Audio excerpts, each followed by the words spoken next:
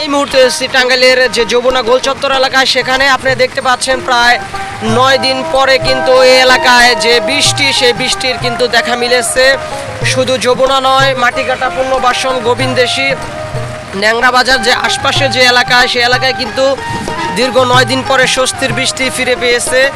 তো এখানে দেখতে পাচ্ছেন যে প্রায় আধা ঘন্টা যাবৎ বৃষ্টি চলমান চলছে এবং এই বৃষ্টির পানি পেয়ে কিন্তু অনেকেও ঈদ যাত্রা দেখতে পাচ্ছেন ট্রেনে, কিন্তু এই বৃষ্টিতে ভিজে ঈদ যাত্রা কিন্তু শেষ করে তারা তাদের যে নিজের কর্মস্থল, সেই কর্মস্থলে কিন্তু ঢাকার উদ্দেশ্যে রওনা দিয়েছে। এই বৃষ্টি ভেজা যে দিন ছিল, সেই দিনেও কিন্তু তারা তাদের নিজ বাড়ি ত্যাগ করে কিন্তু তারা সেই ঢাকার উদ্দেশ্যে রওনা দিয়েছে।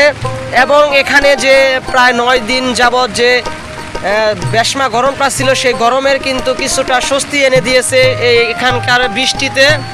তো এখানে দেখতে পাচ্ছেন যে উত্তরবঙ্গের যে গ্রামে গাড়িগুলো, সেগুলো গাড়ি কিন্তু সেই বৃষ্টির মধ্যেও কিন্তু থেমেনি। এখানকার যে বৃষ্টি, স্বস্তির বৃষ্টি এসেছে, সেই বৃষ্টির মধ্যেও কিন্তু তারা ঢাকার উদ্দেশ্যে এবং বিভিন্ন গন্তব্যে কিন্তু তারা চলে যাচ্ছে। এখানে দেখতে পাচ্ছেন যে পর্যাপ্ত পরিমাণ বৃষ্টি কিন্তু বিভিন্ন পয়েন্টে কিন্তু পানি বেজে গিয়েছে।